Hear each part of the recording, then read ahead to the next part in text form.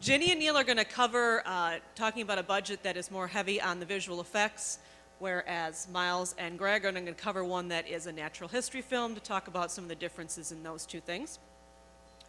I am going to start out by saying that my colleagues represent the people that day in and day out are responsible for bringing the director's vision to the screen, executing this vision on time and on budget. And I would like each of them to comment on whether they think that's an accurate description and maybe elaborate on maybe a little bit more.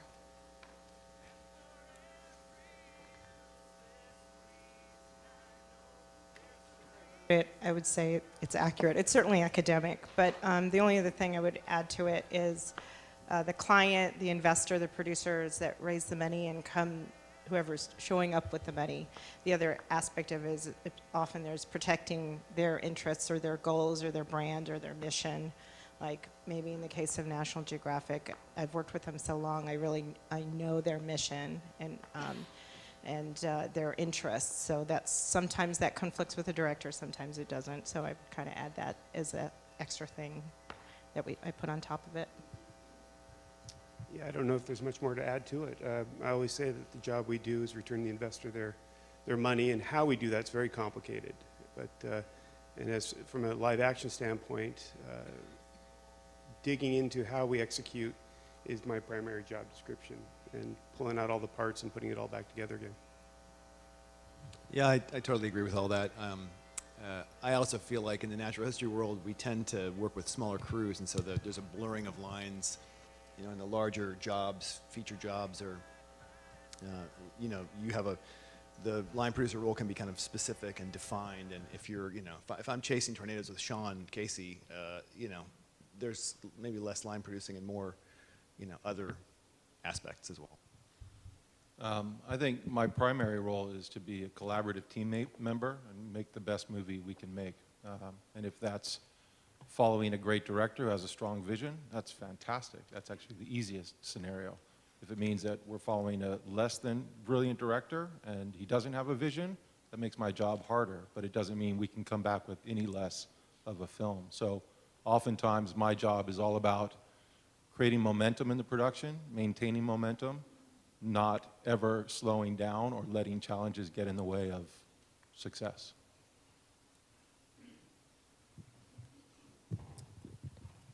Okay, thank you. And to start things off here, we're going to have Ginny and Neal walk us through and talk about a budget for visual effects. So the thing I would correct about that is I know that this is labeled the budget seminar, but we're actually not going to give you any numbers. So if you were expecting some numbers, you should walk out now. But so we're not going to talk specifically about budget, but we're going to talk about the choices and the fundamentals of budgets in the nuances of making giant screen films, production and post-production and delivery. To sit and walk through a line item budget probably would mean nothing to anyone without the script and the methodology and so on figured out, and it would take a long time. But our theme for this session is why so big? And why is we get budgets upwards of 5, 6, 7, 8. In the old days, we used to get 10, 11, 12, $14 million. And this is astounding for people outside of our business. For a 40-minute film, how do you possibly spend $8 million? How do you possibly spend $6 million? So that's one of the things that we're going to focus on, what makes us different. And as Kim mentioned, for the purposes of this seminar, Neal and I will primarily focus on scripted content, meaning there's a script, there's a shooting script. Heavy visual effects, heavy set design, usually most of the films that we work on are 100% guild, usually half of them are union. So they're big productions. And of course, high resolution 4K stereo delivery for all markets, DCI, IMAX Digital, soon IMAX Laser, 1570, and we'll distinguish 1570 Dome. So why so big? And we have just a little clip of, might take a little bit to buffer here, sorry. There should be music.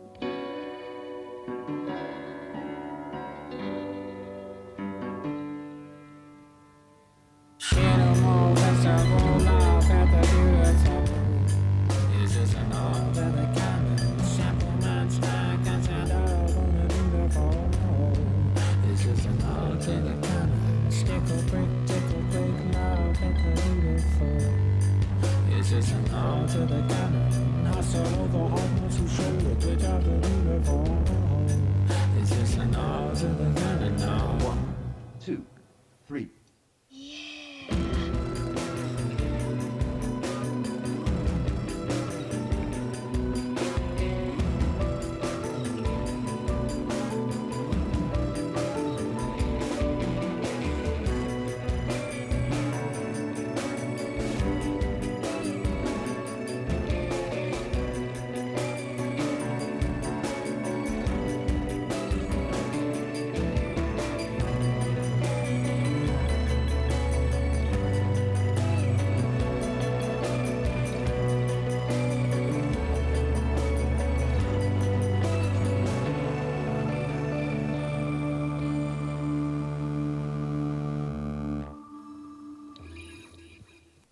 So what makes us different?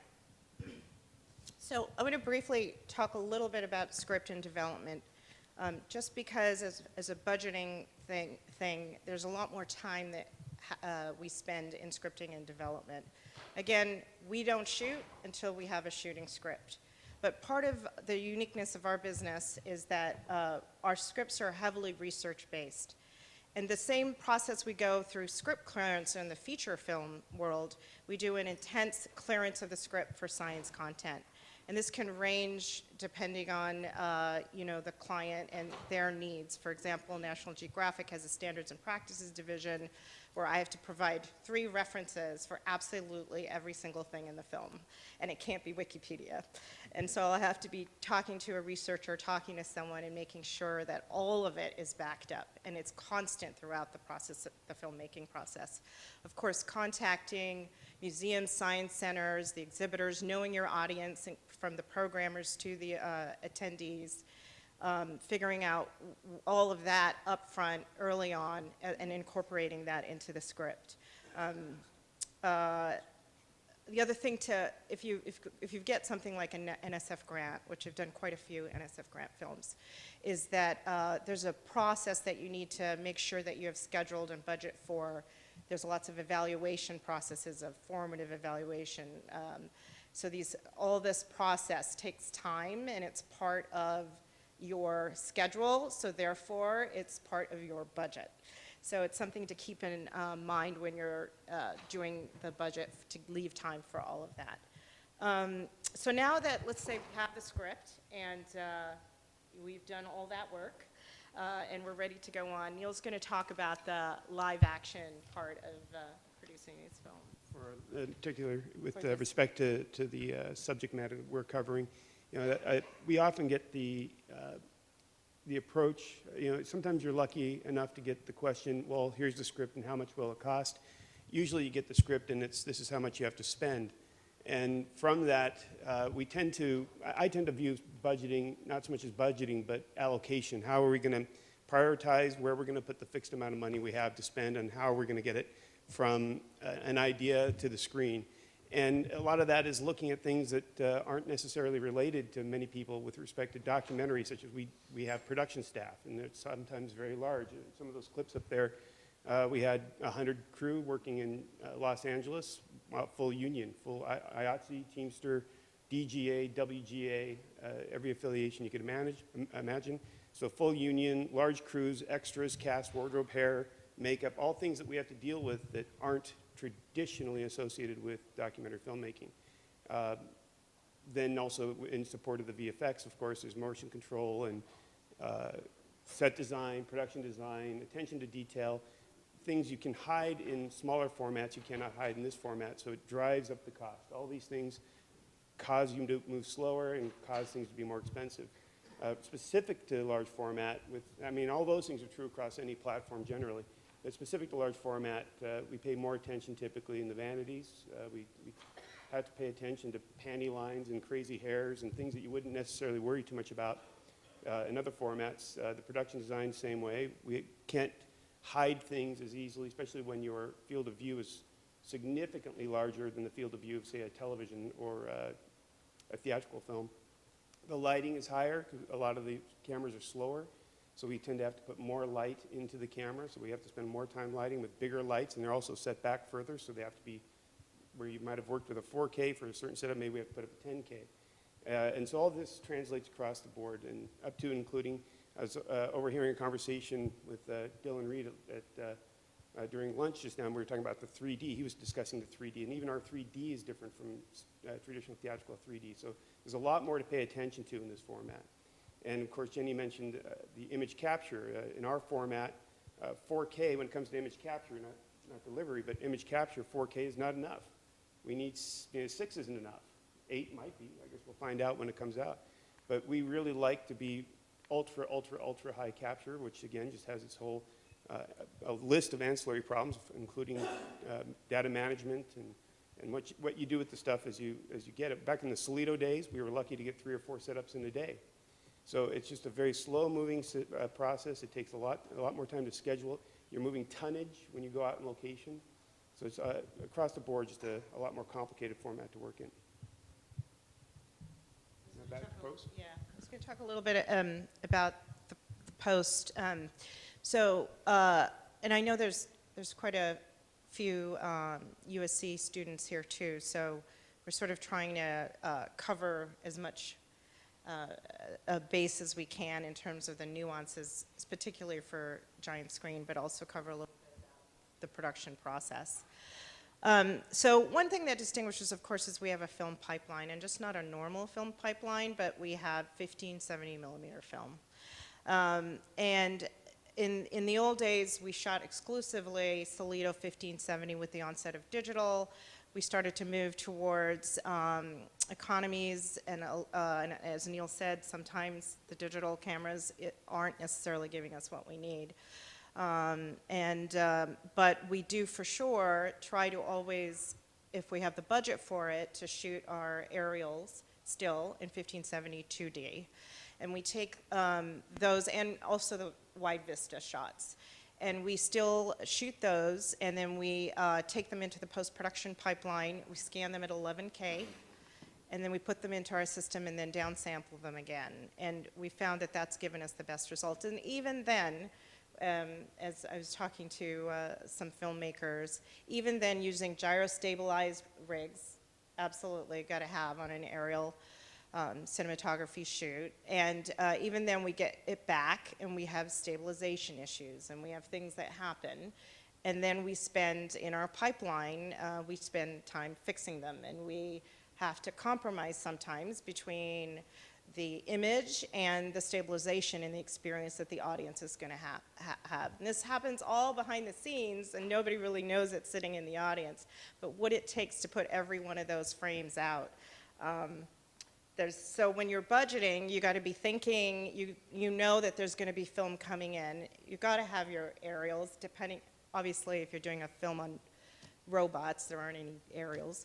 But if you're, so you got to be thinking about budgeting for a gyro-stabilized 1570 millimeter aerial unit.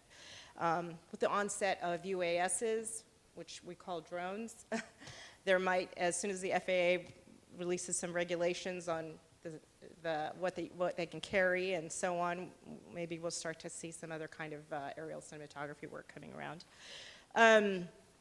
So film, also the film pipeline, it's not just the stock, it's the dailies, it's the screening, it's the film handling, the negative cutting, and when you're finally delivering it, it's the answer printing, the grading, all of that that goes on with regard to the film pipeline. You got to be thinking about all of that.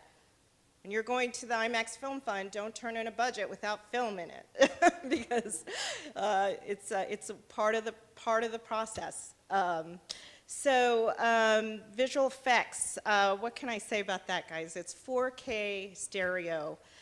Traditionally, in the feature world, they're used to, even if they're shooting 4K, digital 4K coming in, and I'm calling it 4K, but we know that the digital cameras are shooting a little bit more than that. But when they're coming in, they're downsampling and they're working on a 2K pipeline. We don't do that.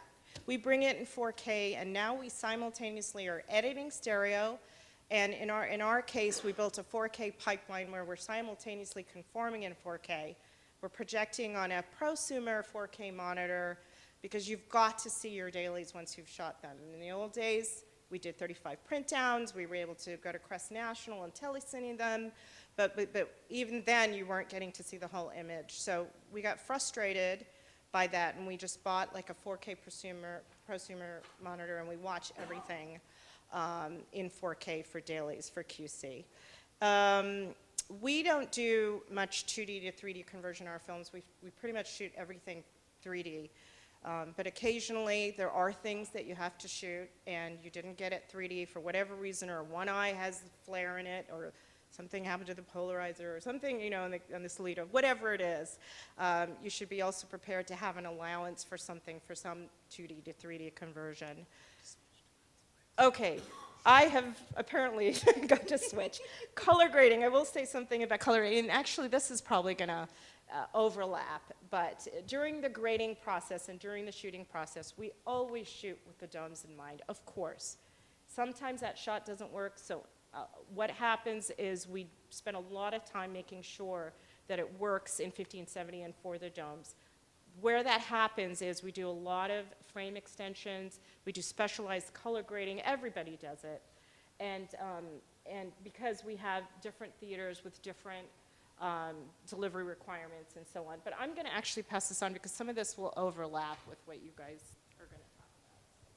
Thank you, Jini. Thank you, Neal. We're going to start ours with just another little video presentation. So a lot of times people ask me, you know, what's your job? What's it all about? And to be honest, it's not filmmaking at all. It's like being a spy. You know, we go into foreign countries a little bit stealthily. We make connections there. We find friends, build relationships, and then we come back and try and make a movie. And I've literally traveled into foreign countries under false names and brought in way more currency than I was legally allowed to, and done a lot of things that I probably shouldn't talk about here today. But it's a big part of getting the most out of the budget and making the very best movie we can make. So this will just give us, that's right. Let's not talk about Jesus. This is just a taste of the projects that Greg and I have done over the last 25 years.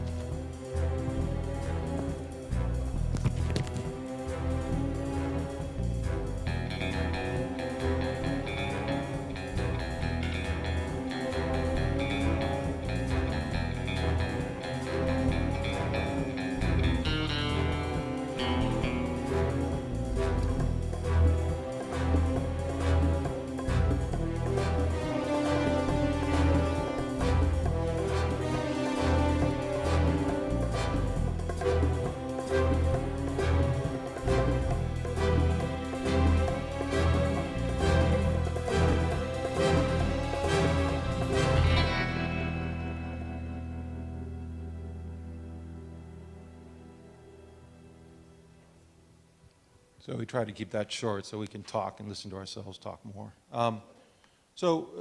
Greg and I are going to jump into this in a second, but really at the heart of it is that this process is very much a comprehensive whole. You know, we're here to talk about budgets, that's very important, but at the same time, it's not just about producing a budget, it's about producing a movie, and that's really at the heart of it. So oftentimes we, as filmmakers, can get caught up in the numbers or the schedules and things like that.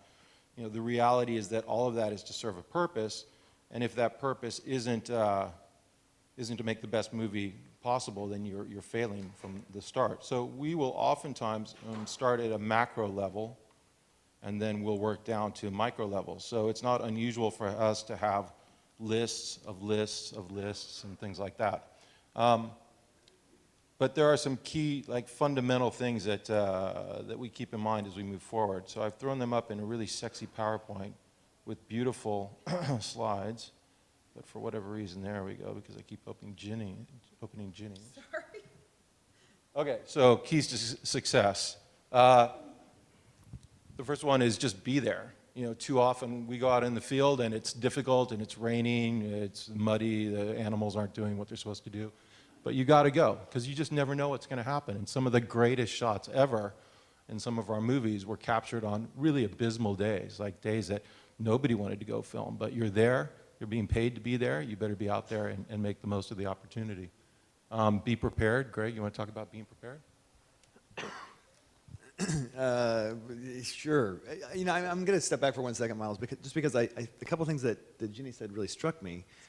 You know, this idea of why are the budgets big, you know, just watching your footage, I feel like the reason why the budgets are big is because the movies they have to be good. You know, they have to be really, really strong. In other words, we're not competing with some imaginary, non-existent other movie. We're competing with your movies. You know, when we're making a movie, you know, someone comes to us and says, here's the budget. You know, can we make this movie that's going to be good enough that we can knock another movie out of a slot in a theater?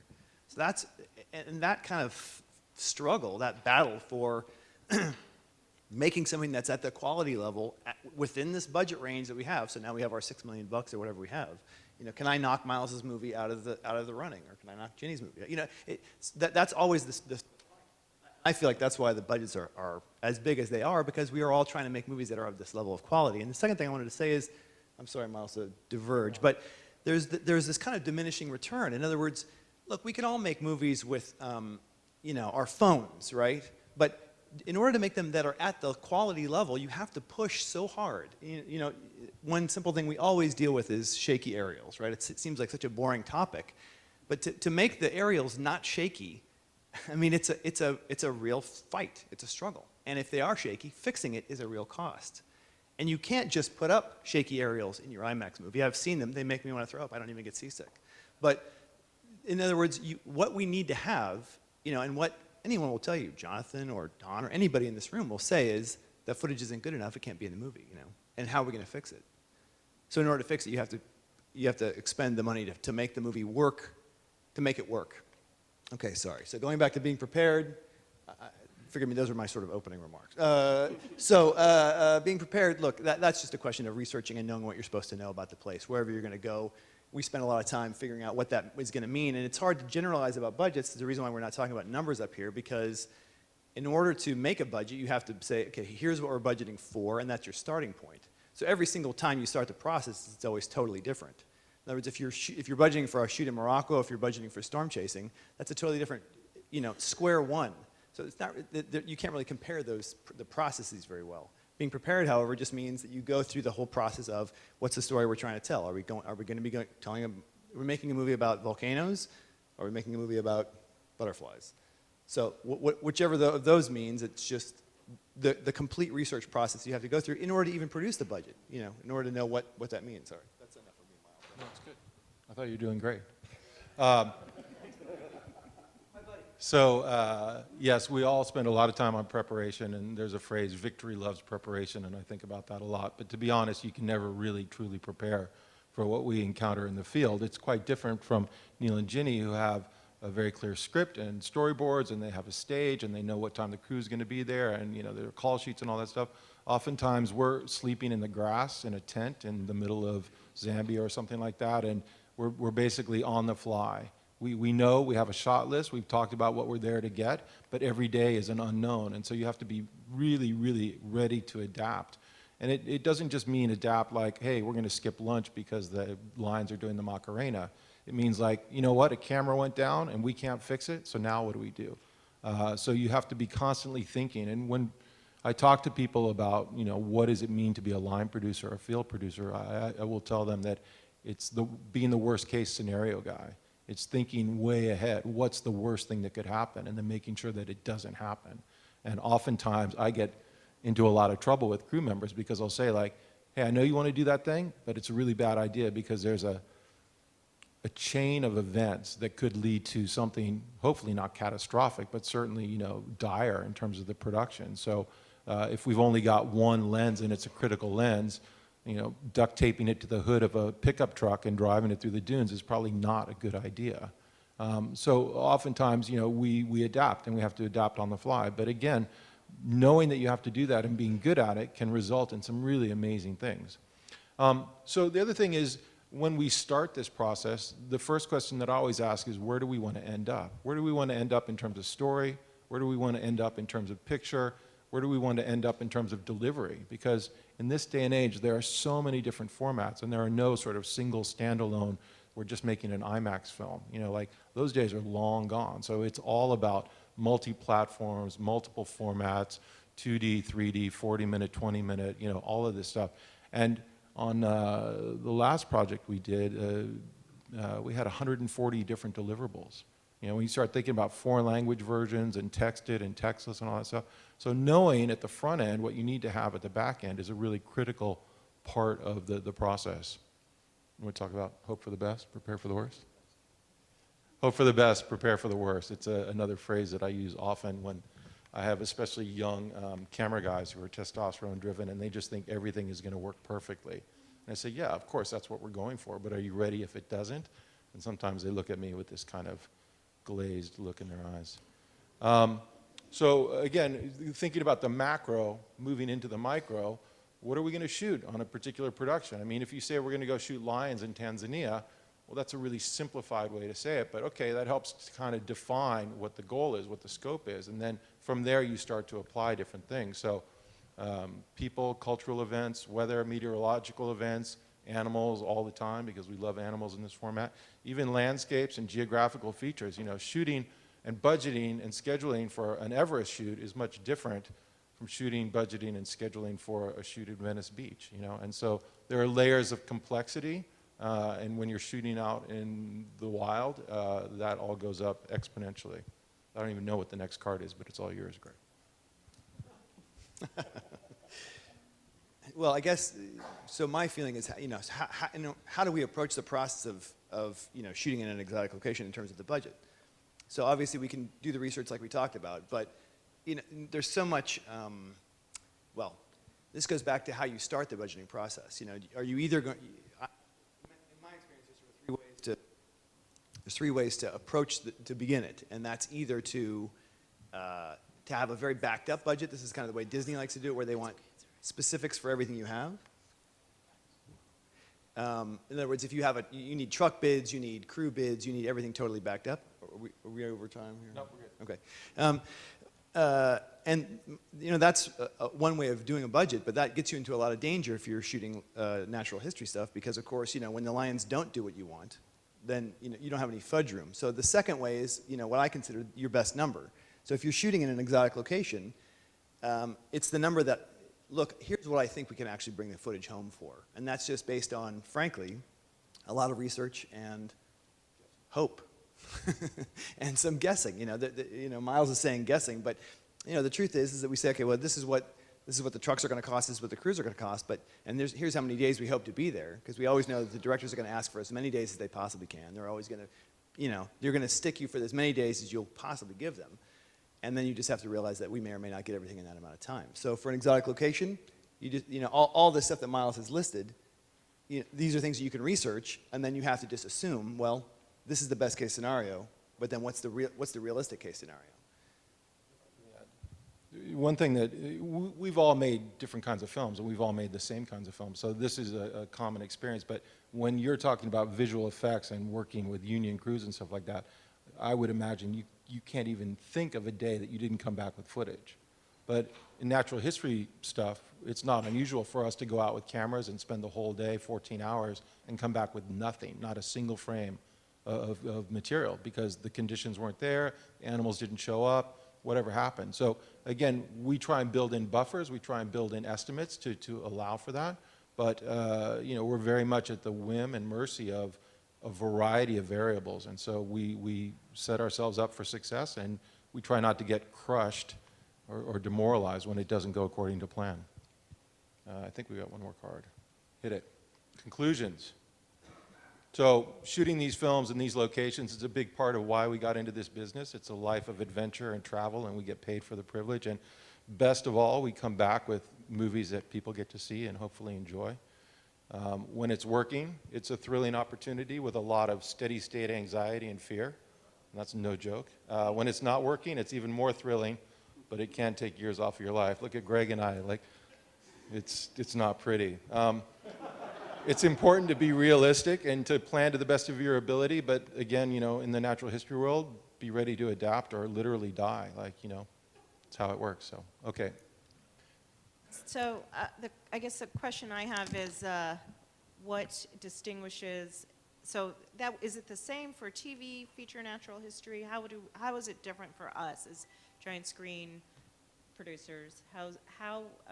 What are the nuances or the uniqueness that we have to be aware of when we're doing natural history as it relates to that? Well, again, I think, if this session is about budgets, let's keep it oriented around budgets. But I think at the end of the day, it's as Greg was saying, you do your best to plan for what is required.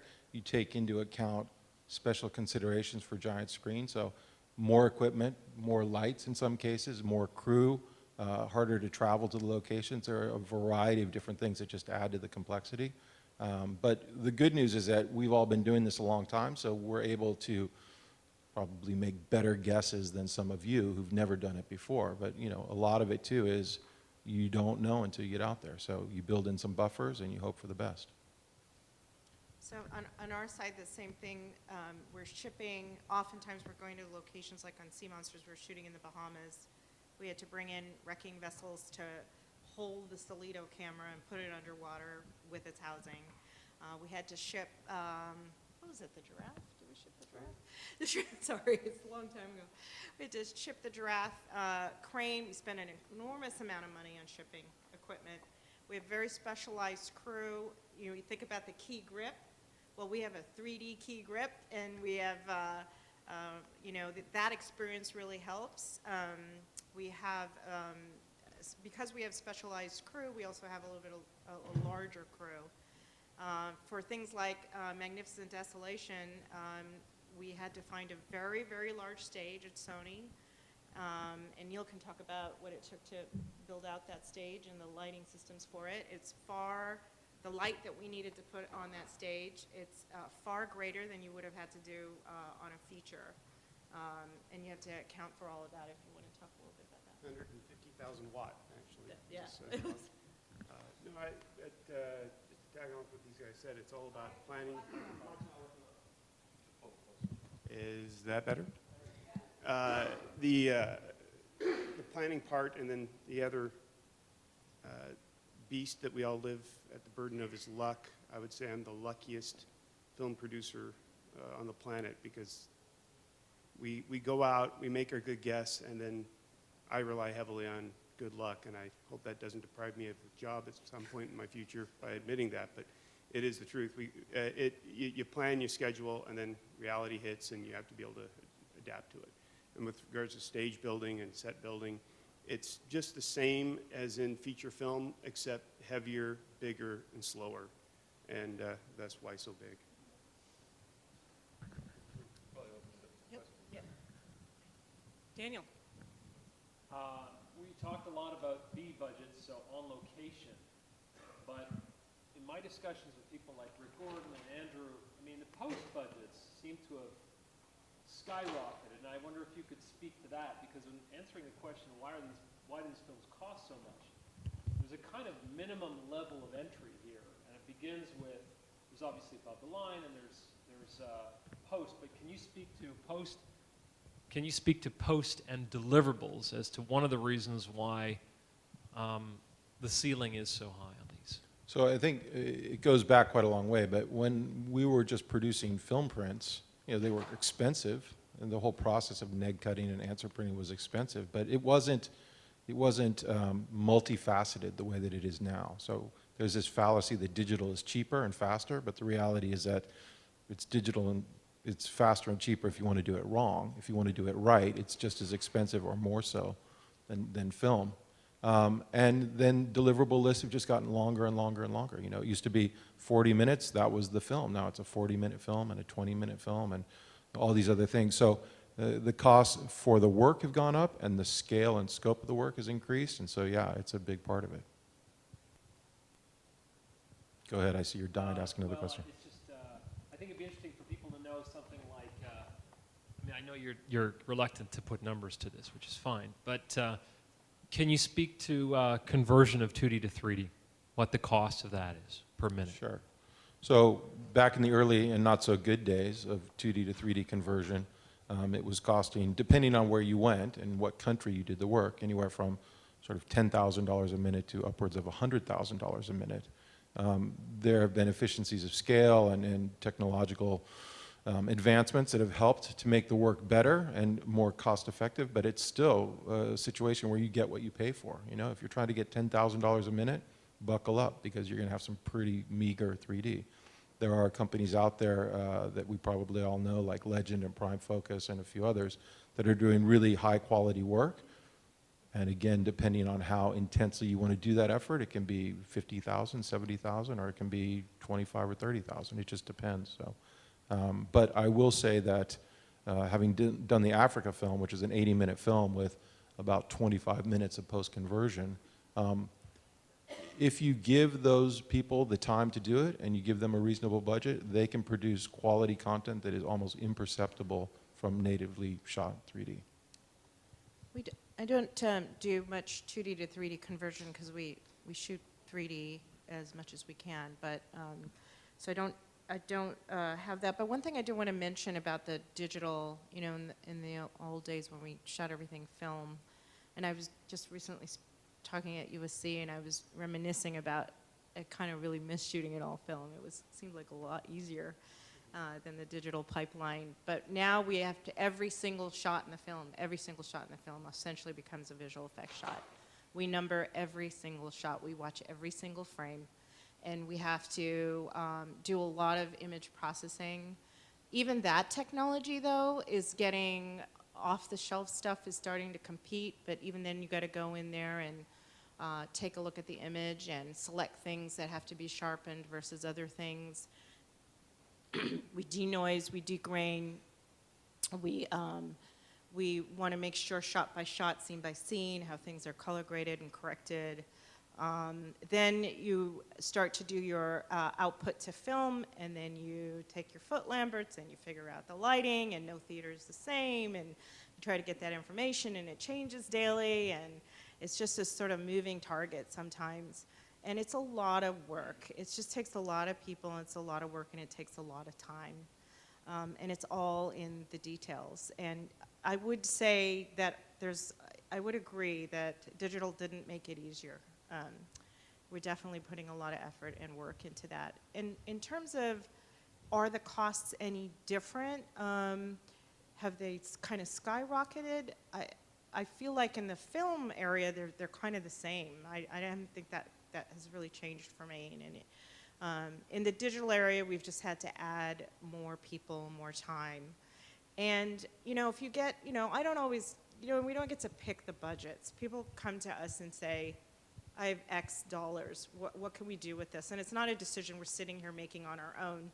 It's with the client, the producers, the director, and you're trying to make a choice on delivering a good product, an entertaining film, a film that has you know, great science content that isn't going to be a lecture, that isn't going to bore, isn't going to, you know, we want to put all the stuff into it. So you're going to have to make these compromises when we have a lower budget production, for example, because we're not always going to get these big budget films. And at that point, we were faced with, at our own company, you know, having to build our own 4K pipeline in-house because we needed daily to have access to something. So we kind of engineered something to be able to do that and constantly be able to be watching 4K as much as we could.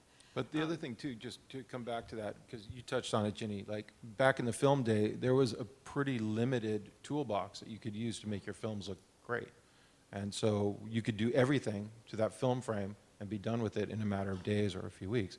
For better or for worse, we now have a digital toolbox, which is just infinite. So like some directors, we won't mention names, but Mike Slee, no, so some directors, given their options, would just spend weeks, if not months, in the DI suite, just going over frame by frame by frame by frame.